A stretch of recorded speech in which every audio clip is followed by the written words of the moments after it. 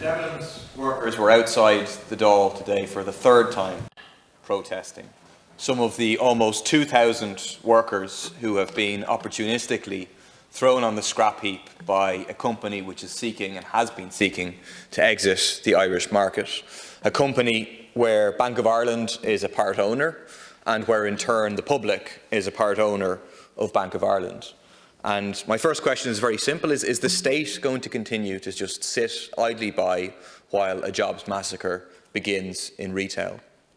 Last week, Minister Humphreys caused some outrage amongst the workers by suggesting that it is, quote, some comfort to them that they're getting the €350 pandemic unemployment payment, but went on to say, of course, that's only temporary. In other words, you are preparing, and it was indicated again this morning by yourself, Minister, to reduce this payment.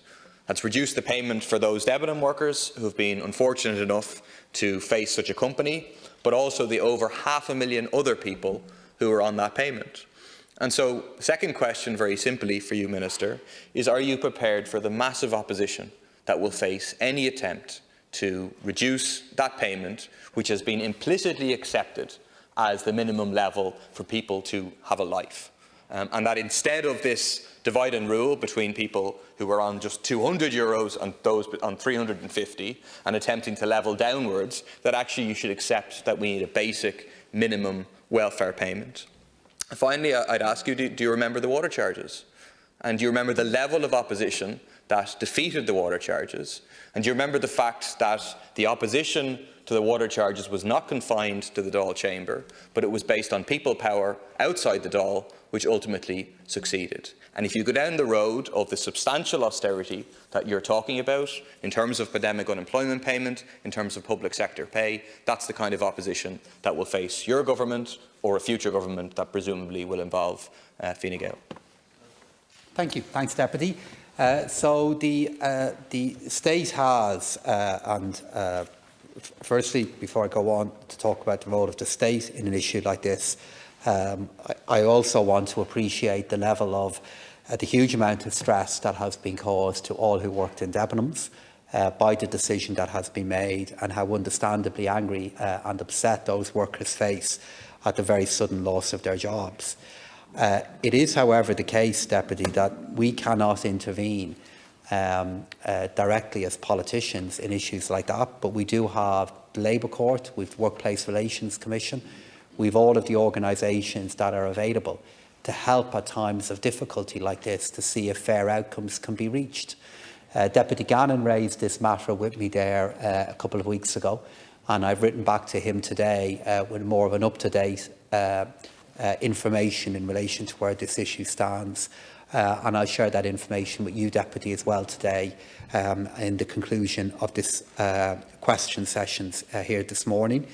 In relation to the future of the payment, I mean, Deputy, what you would want, and I understand why you would want it, is you want me to be in a position to say, therefore, that the current job seekers payments that are available to people before COVID happened, future job seekers payments that might be available in the future, that they should be increased as well to the level of the pandemic unemployment payment. And I'm not in a position to be able to give that commitment to you. This isn't about dividing and ruling. This isn't about trying to treat different parts of our country in different ways. It's simply the challenge that I and the next government will face of trying to ensure that what we are doing is affordable. And you make the claim to me about austerity. I expect we'll have a deficit this year of at least €23 billion.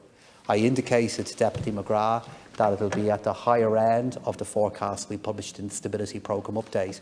We are borrowing to sustain the incomes of citizens precisely at the time we should be doing it. And I'd hope you'd welcome that and welcome what we're doing. I am saying that over time, the level of borrowing that we have, we will not be able to continue. What you will want, Deputy, therefore, is for taxes to be increased by that amount. And I would contend to you that such a tax increase will have other effects in our economy that I think it's in our interest to avoid. Thank you, Minister.